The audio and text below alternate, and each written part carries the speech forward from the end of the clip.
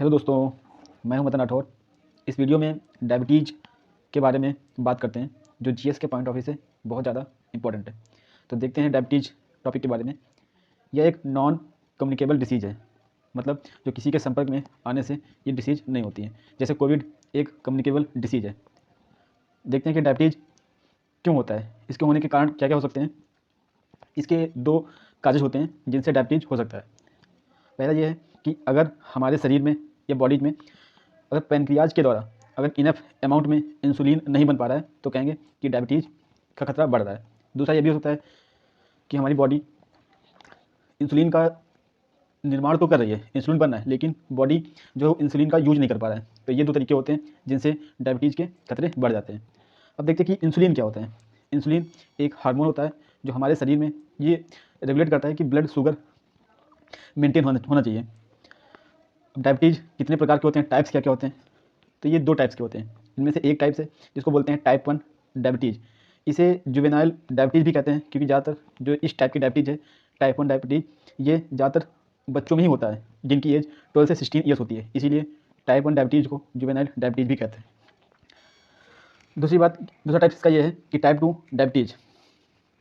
जैसे हमने भी पढ़ा कि डायबिटीज़ होने के दो तरीके से हो सकता है। एक ये कि हमारे शरीर में जो पैनक्रियाज होता है, अगर उसका इंसुलिन पर्याप्त मात्रा में नहीं बन पा रहा है, तो उस टाइप के डायबिटीज़ को टाइप 1 डायबिटीज़ कहते हैं। लेकिन अगर हमारी बॉडी में इंसुलिन बन तो पा रहा है, लेकिन उसका बॉडी हमारा सही से यूज नहीं कर पा रही है, तो उसकी वजह से जो डायबिटीज़ होता है उसे टाइप 2 डायबिटीज़ कहते हैं। एक और टाइप की डायबिटीज़ है जिसे बोलते हैं जेस्टेशनल डायबिटीज़। इसका क्या मतलब होता है कि ये ज़्यादातर ऐसी वुमेंस जिनमें जो प्रेगनेंसी के दौर से गुजरे होती हैं, उनमें ये होने का खतरा बढ़ जाता है। ये सभी वुमेंस में नहीं होता है, लेकिन जो वुमेंस प्रेगनेंसी के दौर से गुजरती हैं, तो जेस्टेशनल डायबिटीज़ ये उन्हीं में महिलाओं में दिखता है जो प्रेगनेंसी के दौर में गुजर रही होती हैं। अब देखते हैं कि डायबिटीज़ की वजह से क्या क्या इसके इफेक्ट पड़ते हैं, जिनमें से एक है कि ये किडनी को इफेक्ट करती है, हार्ट हो गया, जो ब्लड वेसल्स हो गई, और जो नर्वस सिस्टम हमारा हो गया, जो भी आइज का जो रेटिना पार्ट होता है, इन सभी को ये डायबिटीज़ प्रभावित करती हैं। अब देखना है कि ये डायबिटीज़ ऐसे कौन कौन से फैक्टर हैं जो डायबिटीज़ के लिए जिम्मेदार हैं। तो अनहेल्दी डाइट, अगर समय से या फिर पर्याप्त भोजन नहीं कर रहे हैं, तो वो भी एक डायबिटीज़ का कारण बनता है। साथ ही ये भी एक फैक्टर है लैक ऑफ फिजिकल एक्टिविटी, और एक ये भी फैक्टर है यूज ऑफ एल्कोहल। अगर आप एल्कोहल का यूज करते हैं तो भी डायबिटीज़ के खतरे बढ़ जाते हैं। अगर आप ओवरवेट है, अगर आपका वजन ज़्यादा है, जिसको ओबेसिटी बोलते हैं, और अगर आप टोबैको का यूज करते हैं, तो ये सब फैक्टर हैं जो डायबिटीज़ के लिए रिस्पॉन्सिबल हैं।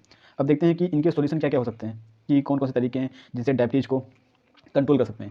इनमें से एक तरीका है कि ग्लूकोज मॉनिटरिंग। आप ग्लूकोज को मॉनिटर करते रहिए कि जितना हमारी बॉडी में शुगर्स या ग्लूकोज होना चाहिए उतना है या नहीं है, तो ग्लूकोज की मॉनिटरिंग करते रहते हैं। साथ ही अगर बॉडी में ग्लूकोज ग्लूकोज या फिर पैनक्रियाज के द्वारा इंसुलिन जो बॉडी में नहीं बन पा रहा है, तो उसके लिए हम आर्टिफिशियल पैनक्रियाज का भी यूज कर सकते हैं। तो दोस्तों, ये हमारा वीडियो रहा डायबिटीज़ पे बेस्ड। अगर यह वीडियो हमारा पसंद आया हो तो हमारे वीडियो को लाइक और सब्सक्राइब करें। धन्यवाद।